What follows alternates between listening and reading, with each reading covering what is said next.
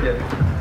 Sebelumnya saya mohon maaf kalau saya berdiri di sini bukan berarti saya lebih dari ini, banyak senior saya di sini, jadi saya mohon maaf kalau saya harus berdiri di sini. Saya hanya menyampaikan apa yang, karena di hukum itu kita hanya menyampaikan saja, jadi nanti mari kita share nanti sama-sama gitu.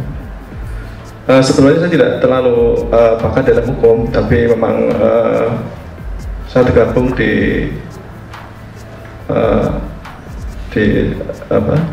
suatu kolegium hukum itu ya, jadi tidak terlalu banyak tahu, tapi ada beberapa yang bisa saya sampaikan ke teman-teman ya.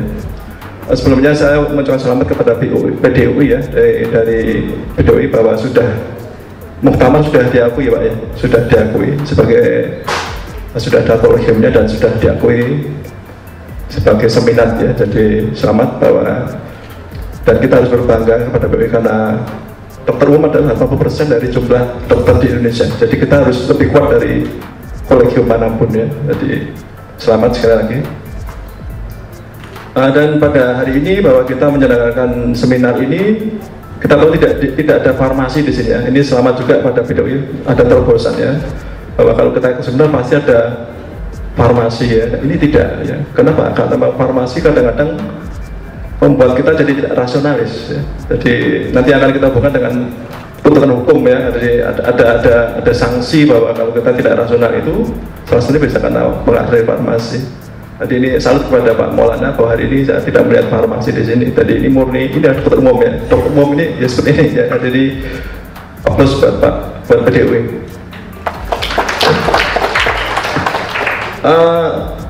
Sebenarnya kalau kita seorang dokter masuk ke hukum itu seperti kita masuk ke belantara Pak. Jadi kalau kita tuh sebenarnya tidak tahu benar-benar ya. Berarti kita tuh sendiri, dan di sana banyak binatang buas ya, binatang yang kita tahu. Sekarang sudah mulai muncul ya, sudah mulai muncul kasus malpraktek di mana-mana ya. Jadi padahal itu tidak malpraktek ya. Jadi kalau pasien tidak sembuh, dia menuntut dokternya. Kesembuhan tidak dijanjikan dalam profesi kita ya, tetapi kadang-kadang teman-teman menjanjikan kepada pasien. Jadi dari banyak kasus yang terjadi biasanya itu masalah komunikasi ya, kita tidak melakukan praktek, tapi itu komunikasi karena mungkin kita menjanjikan dan sebagainya ya. Jadi nanti mungkin coba kita bahas bahwa kita profesi kedokteran adalah profesi yang sebenarnya profesional ya. Jadi kita pelajari anatomi, pelajari fisiologi, pelajari pengobatan. Kita sekolahnya sulit ya, sekarang juga semuanya jadi mahal ya, 170 juta Pak masuk kedokteran, jalur khusus 300 juta ya kalau di sekarang ya. Jadi begitu kita jadi dokter, kita tidak bebas Pak sebetulnya, kita menjalankan profesi dengan aturan hukum, semua diatur ya. Jadi supaya kita praktek itu ada standar medisnya, kalau kita itu ingkari, kita bisa kena tuntutan. Kalau ada yang tahu ya, selama ini kan tidak banyak yang tahu. Dan apakah kita sudah melakukan standar medis? Kalau kita praktek, kita harus mulai harus mulai introspeksi ya. Nanti bahwa akan ada banyak rambu yang kita bisa lihat ya.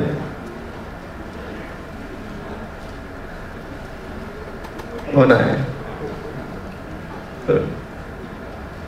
ya, ini adalah rambu mediko etika legal ya, bahwa kita berpraktek ya, kalau kita di rumah kita ada pasien, kita periksa ya, kita diagnosis, kemudian kita beri obat, itu ternyata tidak mudah, tapi ternyata ada banyak rambu yang harus kita perhatikan ya.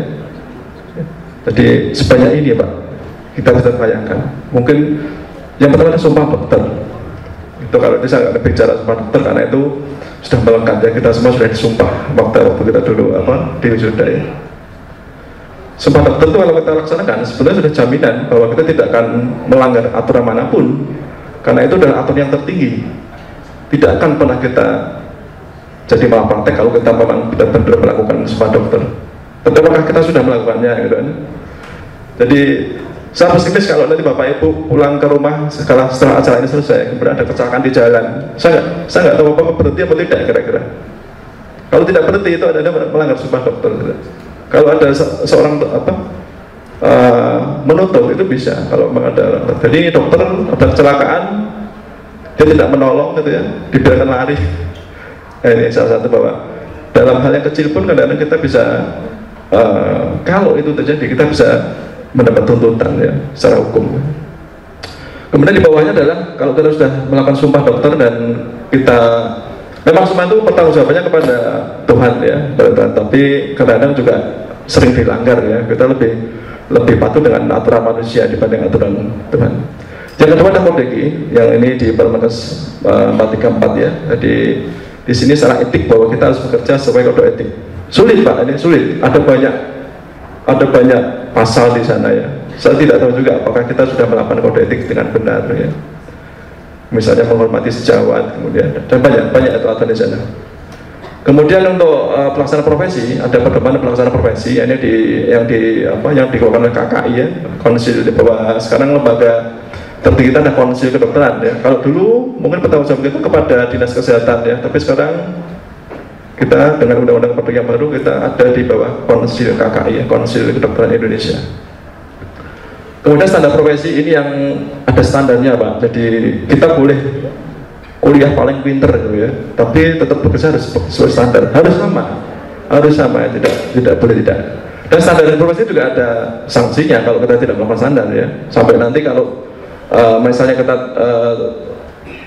terkena tuntutan itu dipertanyakan, standar tidak. Jadi itu bisa dinilai oleh seorang sarjana hukum nanti yang akan menilai kita. Kemudian adalah indikasi medis, informed consent ya, bahwa ini sudah ada Permenkesnya. Jadi kalau kita bicarakan informed consent ini mungkin ada satu sesi seminar khusus lah. Jadi ada landasan hukumnya. Jadi kenapa harus kita memberikan informed consent ya. Kemudian rahasia kedokteran, ini sudah kita tahu bahwa rahasia itu harus dirahasiakan ya. Sekali kita membuka, kita akan melanggar undang-undang, ada sanksi hukumnya. Kemudian yang terakhir komunikasi, ini jadi paling penting Pak, karena banyak kasus malpraktek yang terjadi itu karena komunikasi aja sebetulnya ya. Jadi tidak nyambung antara kita sebagai dokter dan pasien ya, ada hak kewajiban ya. Jadi mungkin kita terlalu superior, bahwa kita selalu lebih pintar dari pasien. Tidak selalu Pak. Sekarang kalau kita memberikan obat, pasien bisa, tadi kata Pak Mas bisa membuka Google ya, benar enggak obatnya buat dia. Jadi mungkin kita hati-hati, tidak lebih pintar dari mereka ya. Ada Mbak Google yang tahu ya Pak, yang tahu segala hal.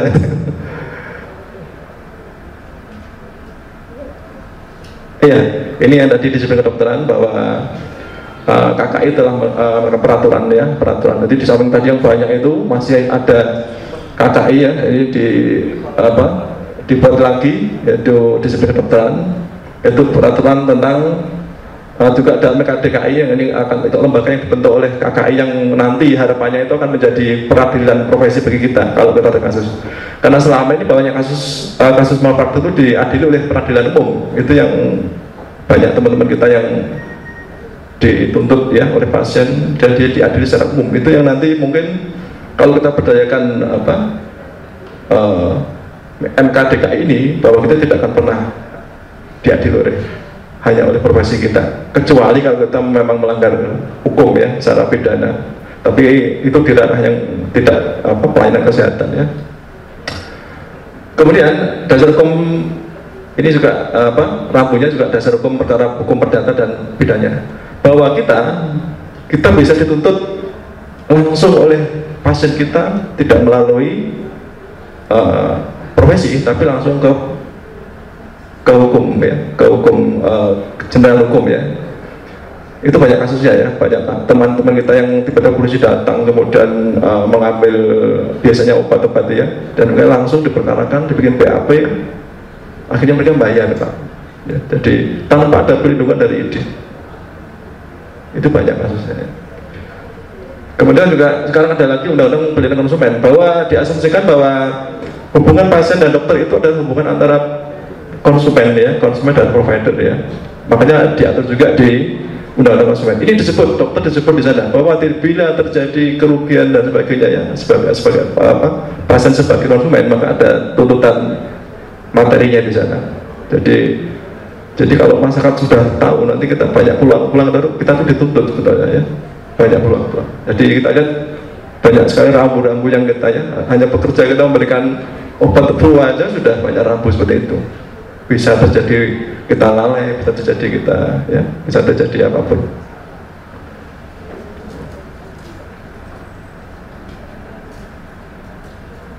Ya.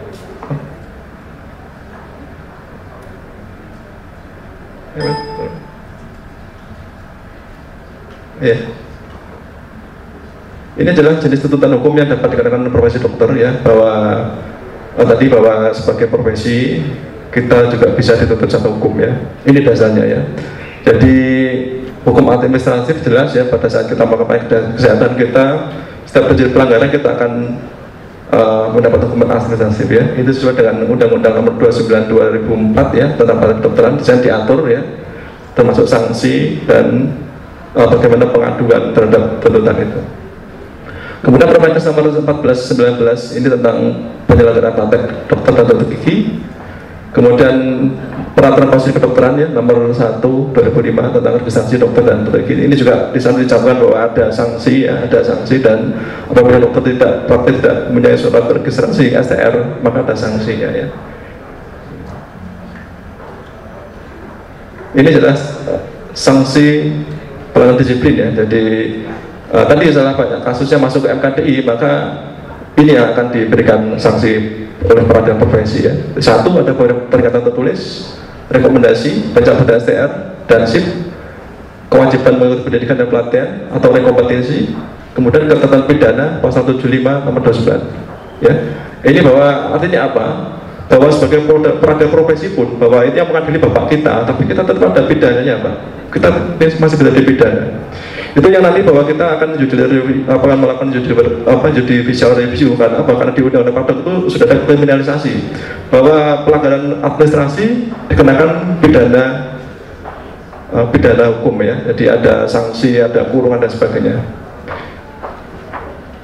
Kemudian yang terakhir adalah dilakukan secara hukum, perdata dan pidana. Ini ada di pasal 66 ayat 3 nomor 2. Kita tahu bahwa undang-undang kedokteran pun sudah mengindikasikan bahwa kita bisa dihukum secara pidana ya. Jadi hati-hati ya. Jadi tidak hanya ranah hukum general, tapi ada lex spesialis yang kita bisa dihukum oleh peraturan yang kita buat sendiri.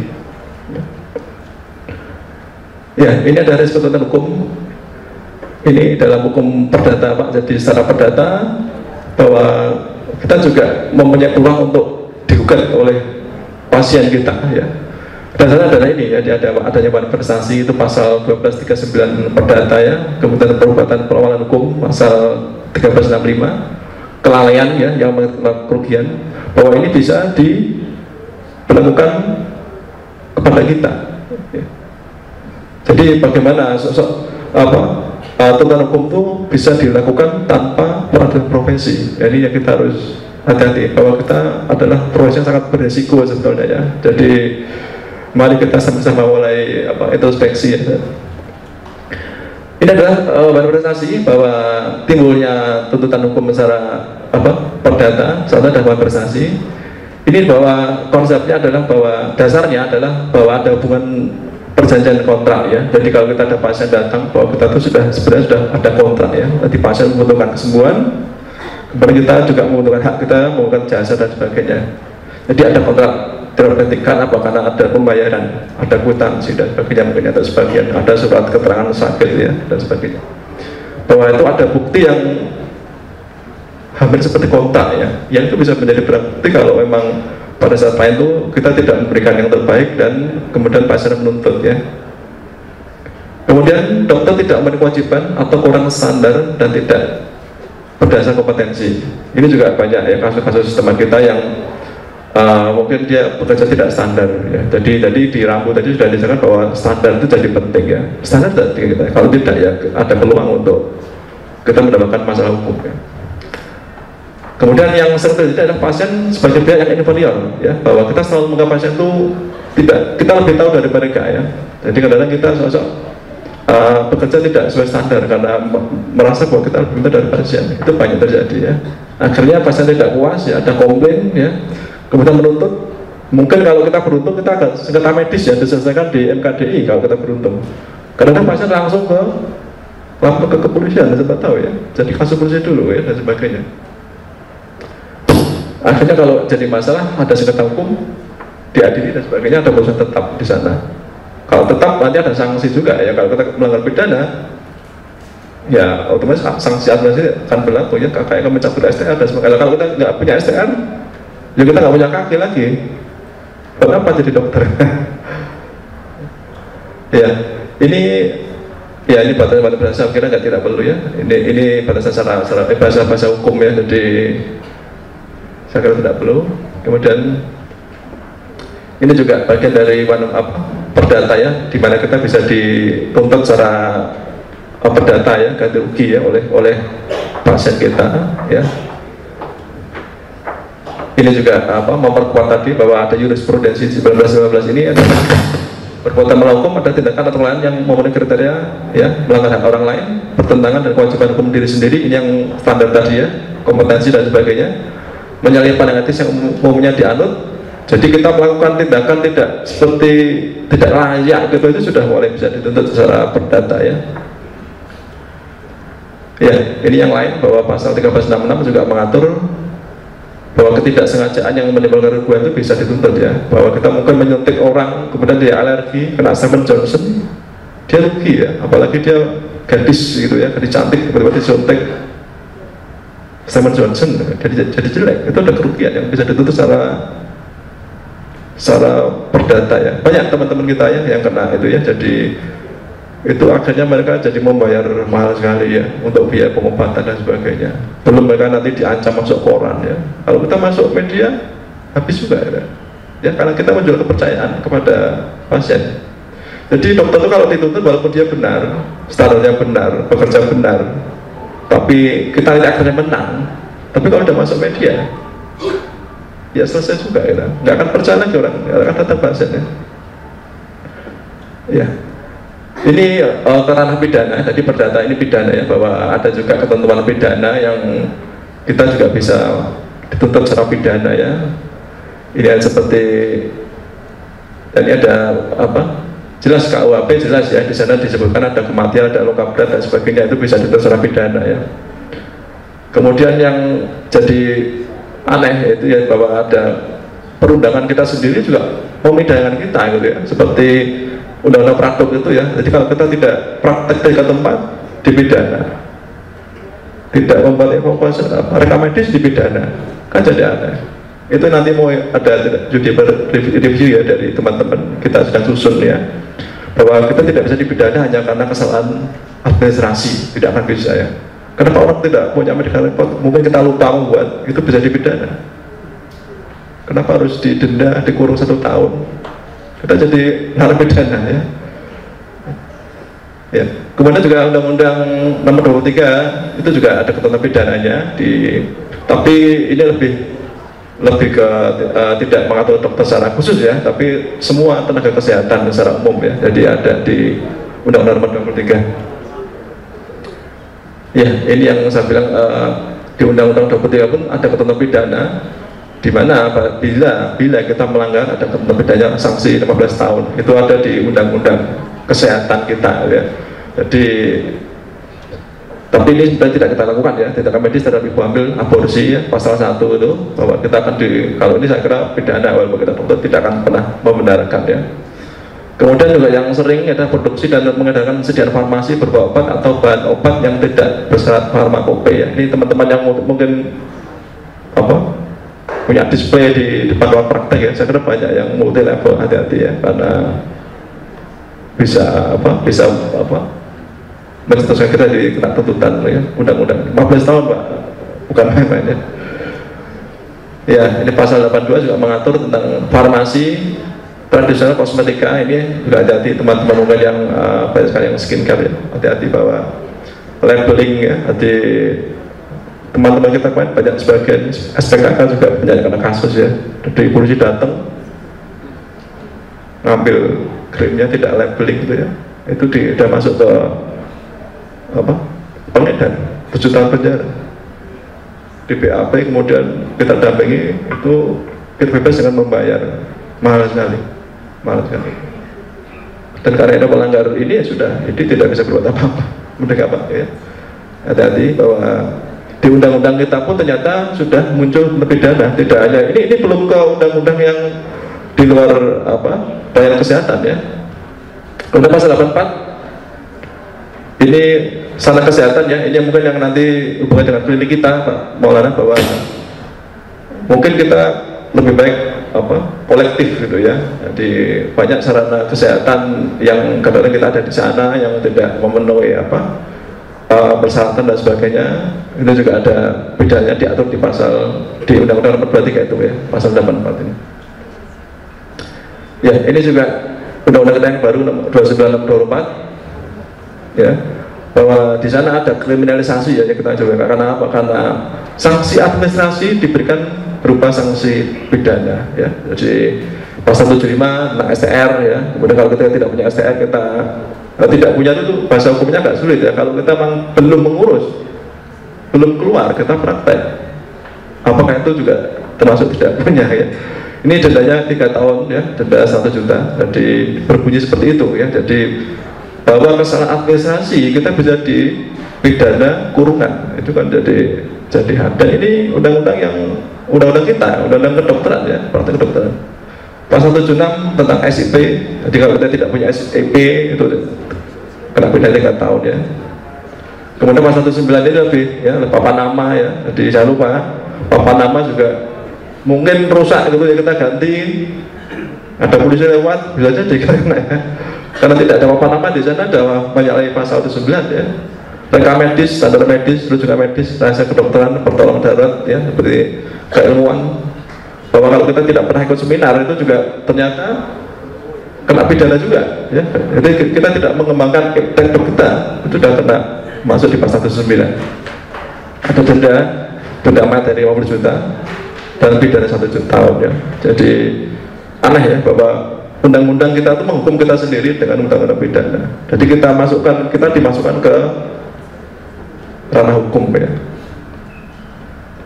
Itu juga mungkin informasi aja bahwa di MKD itu Pak Mas Irwan, MKD itu sudah ada di aturannya, itu sudah ada 2 sarjana hukum yang tidak profesi gitu ya.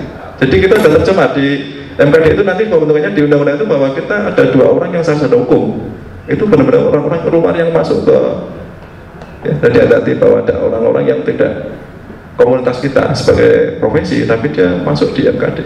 Itu nanti mau teman-teman juga judicial review juga ya, selain juga kriminalisasi undang-undang nomor 29 ini. Kemudian ini jelas untuk ketentuan KUHP bahwa ini normatif ya, bahwa 359 itu kesalahan kelelahan menyebabkan meninggal dunia ya. Jadi kalau ini jelas ya, bahwa walaupun itu karena kesalahan medis, tapi begitu meninggal itu kita bisa dituntut secara hukum ya, karena ada pasal KUHP ini. Kemudian pasal 360 ya, luka berat, pasal 361 jadi memperkuat 2 pasal sebelumnya, itu karena dilakukan dalam penambahan sanksi hukuman bila kita melakukannya dalam rangka ya, dalam rangka jabatan, dalam rangka kita sebagai dokter ya. Kemudian dia meninggal, itu ada lebih berat lagi sanksinya ya. Ini adalah bahasan tuntutan hukum untuk praktek. Akhirnya apabila kita ya mungkin ada dugaan mal dan sebagainya, ada tuntutan dan sebagainya, inilah penjelasan hukum yang seharusnya, karena sekarang tidak seperti ini. Yang terjadi sekarang tidak seperti ini ya. Jadi ini harusnya hukum kesehatan adalah lex spesialis, bukan lex generalis ya. Bahwa menurut WMA ya, WHO dan sebagainya, bahwa kita itu ada profesi yang luhur ya. Jadi tidak bisa kita itu dimasukkan ke ranah hukum generalis ya. Bahwa kita harusnya ada spesifik ya, peradilan profesi. Tetapi yang terjadi sekarang adalah bahwa kita diadili oleh pengadilan umum ya. Jadi kita diperlakukan sebagai kriminal umum gitu ya. Tidak, tanda kutip, apakah benar ya, dibuktikan dulu apakah kita benar-benar melakukan suatu kesalahan atau kelalaian.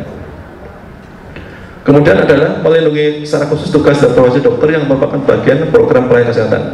Bahwa kita tuh bekerja karena kemanusiaan, karena hak asasi dan sebagainya. Jadi tidak bisa kalau kesalahannya kemudian dianggap sebagai kesalahan yang masuk di ranah hukum generalis ya. Bahwa kita harus khusus. Ya, ini adalah setiap sengketa medik seharusnya diselesaikan secara di peradilan profesi, tidak peradilan umum. Itu yang sekarang kita masih belum melihat ya. Teman-teman masih banyak diadili di pengadilan umum ya. Mungkin kita tidak pernah tahu karena tidak pernah terekspos ya. Karena kadang-kadang mereka bila terkena kasus, mereka lebih tertutup ya. Jadi menyelesaikan secara apa, ada yang bayar dan sebagainya ya. Ya, ini dasar hukumnya kenapa kita harus spesialis adalah ada di Undang-Undang Nomor 23 tahun 92 tentang kesehatan pasal 54 ayat 1 bahwa terhadap tenaga kesehatan yang melakukan kesalahan atau kelalaian dalam melaksanakan profesinya dapat dikenakan tindakan disiplin ya. Bahwa ada tadi saya sudah sebutkan di sebelumnya. Ayat 2-nya adalah penentuan ada tidaknya kesalahan atau kelalaian sebagaimana dimaksud dalam ayat 1 ditentukan oleh MKDI. Jadi MKDI sebetulnya nanti yang jadi kuncinya, apakah kita melakukan praktek tuntutan atau tuntutan itu benar atau tidak secara hukum diputuskan dulu oleh MKDI. Kalau memang memenuhi unsur-unsur pidana baru nanti diserahkan ke peradilan umum ya. Yang sekarang tidak seperti itu soalnya. Sekarang umum dulu, kadang-kadang MKDI ya. Biasanya pasien bila dia menduga ada atau melakukan kerugian, dia ke polisi dulu, tidak ke ID. Soalnya ID di mana kantornya gitu kan? Karena kita nggak representatif kantornya, betul Pak? ID kota di mana? Saya nggak tahu ya. Ya tapi kan nggak ada. Jadi kalau ada orang itu mau menuntut dokter tuh ya kemana ya? Kantor polisi paling dekat gitu kan? Ke polisi dulu. Ya. Jadi mungkin nanti video ini bisa ini Pak, bisa buat representasi yang besar kantor yang biar orang bisa melihat gitu ya. Karena ya kalau ini tidak bisa video ini Pak, betul Pak? Karena kita 80% dokter Indonesia dokter umum, saya kira kita punya kekuatan yang paling hebat ya. Ya ini juga Undang-Undang Nomor 29/2004. Ini juga dasar kenapa kita harus diadili secara profesi, tidak oleh peradilan yang lain adalah pasal 1 ayat 14. Majelis Kehormatan Disiplin Kedokteran Indonesia atau MKDI adalah lembaga yang berwenang untuk menentukan ada tidaknya kesalahan yang ya sudah jelas di sana bahwa undang-undang ini mengatur bahwa kesalahan dan sebagainya itu diputuskan oleh MKDI ya, bukan oleh peradilan yang lain ya. Ini juga yang lain memperkuat kenapa kita harus leg spesialis, harus ada pada profesi adalah surat edaran petunjuk rahasia dari Kejaksaan Agung nomor sekian-sekian ya tentang perkara profesi kesehatan, bahwa agar tidak meneruskan perkara sebelum konsultasi dengan pejabat dinas kesehatan setempat dan departemen kesehatan ya. Jadi setiap kasus harusnya ada konsultasi dulu ke regulator ataupun profesi ya. Jadi tidak langsung ke penegak hukum dan sebagainya ya. Ini penguatnya. Kemudian yang terakhir adalah putusan Mahkamah Konstitusi nomor 4 ya, bahwa sengketa medik diselesaikan terlebih dahulu melalui peradilan profesi. Ini sudah jelas ya. Ini mungkin dari pengalaman selama ini bahwa teman-teman itu kalau kena tuntutan dia tidak mengajukan PK. Jadi dia mengikuti arus. Jadi harusnya dia kalau, tapi saya nggak tahu apakah itu juga sudah mulai mau mendampingi atau advokasi, saya belum tahu. Harusnya setiap kali teman mereka masuk di penuntutan di hukum generalis itu kita dampingi bahwa dia harus melakukan PK untuk diselesaikan dulu di peradilan profesi ya, baru kemudian kalau memang dia memenuhi unsur-unsur pidana baru dia bisa dikembalikan ke peradilan umum ya. Ya, ini jangan kontradiksi. Kenapa? Karena tadi seharusnya itu ada peradilan profesi, tapi ternyata ada pasal ini Pak. Pasal ini yang kadang-kadang menjatuhkan kita. Pasal 6 ayat 3 itu berbunyi pengaduan sebagaimana dimaksud dan sebagainya tidak menghilangkan hak setiap orang untuk melaporkan adanya tindak pidana kepada pihak yang berwenang. Ini ada di Undang-Undang Nomor 24 ya Pak. Jadi ada pasal-pasal yang jadi menjatuhkan kita, menjatuhkan lagi ya. Kenapa? Karena selain proses di proses berjalan, dia bisa melaporkan juga ke polisi ya. Jadi pasal ini ya nanti juga mungkin kita akan dan teman-teman akan coba judicial review ya ke MA. Jadi ada pasal ini yang jadi orang jadi boleh langsung kita rugi dia ke polisi, tidak masalah gitu kan. Jadi tadi ada dasar-dasar kita harus peradilan profesi, tapi dengan ada pasal ini itu tidak jadi menghilangkan gitu. Jadi kita bisa diadili dimanapun, bisa dilakukan polisi dan sebagainya ya. Ya, ini mungkin kiat-kiat menghindari tuntutan hukum ya. Satu adalah bekerja sesuai kaitan PDI dan peraturan perundang kesehatan. Jadi kita ikuti aja. Tadi rambu-rambu itu kita ikutin semua ya. Kita ikut semua. Tapi mungkin yang itu berdoa ya. Itu yang paling penting ya. Jadi kita berdoa tidak. Karena kita sudah semua kita upayakan bagus gitu ya, pasiennya alergi, siapa yang tahu, tidak tahu ya, berdoa jadi baik. Kemudian memahami etika sosial ya, menjaga diri dari kesalahan profesional ya. Jadi karena sebagai profesional kita harus tahu hak dan kewajiban ya, mana yang boleh mana tidak boleh, itu benar-benar kita harus berhati-hati. Kemudian dalam penggalangan praktek mandiri berbasis asosiat ya, nanti berkelompok. Jadi kalau kita berkelompok mungkin kita lebih kuat ya. Mungkin klinik Pak Maulana ini nanti bisa jadi inspirasi ya, bahwa dengan kelompok kita akan selalu kuat, tidak sendiri ya. Selama ini kalau orang kena tuntut sendiri Pak, betul sendiri ya. Bersikap altruis ya, mementingkan kepentingan umum dan kolektif. Jadi kolektivitas itu jadi baik ya. Mudah-mudahan dengan kita bertemu di PDUI kita akan jadi ini akan jadi mensupport ya, bahwa kita harus berkelompok, memang benar ya, harus sering bersilaturahmi dan sebagainya ya, tidak bekerja sendiri-sendiri. Kemudian waspada terhadap pasien risiko tinggi gagal ya, bahwa kita harus mensortir betul. Ada beberapa pasien yang kita harus menilai, kita harus deteksi dini apakah dia berpotensi untuk memunculkan karena kadang-kadang ada pasien yang memang suka settle karena gitu ya, mungkin karena image dokter pun kaya ya, mobil terbaru, kadang-kadang mereka jadi gemes mau bukan dokternya gitu. Itu bisa jadi ya, hati-hati. Kemudian sabar ya, dialogis dan tidak berorientasi pada hasil ya. Jadi kita tidak perlu menjanjikan hasil dari pengobatan kita ya. Jadi hati-hati, jadi menjanjikan adalah bukti ya, nanti bisa pada prestasi. Kita tidak membuktikan ya, jadi hanya berikhtiar ya. Apapun usaha kita untuk pelayanan secara prevensi, bahwa itu adalah ikhtiar ya, tidak janji yang kesembuhan yang kita janjikan. Kemudian komunikasi yang baik dengan pasien dan keluarga, saya kira ini paling penting. Jadi dimanapun banyak kasus dugaan itu akan biasanya karena komunikasi bisa antara dokter dengan pasiennya maupun rumah sakit dengan pasien dan sebagainya ya. Ya, saya kira terima kasih. Selamat tahun baru 2013.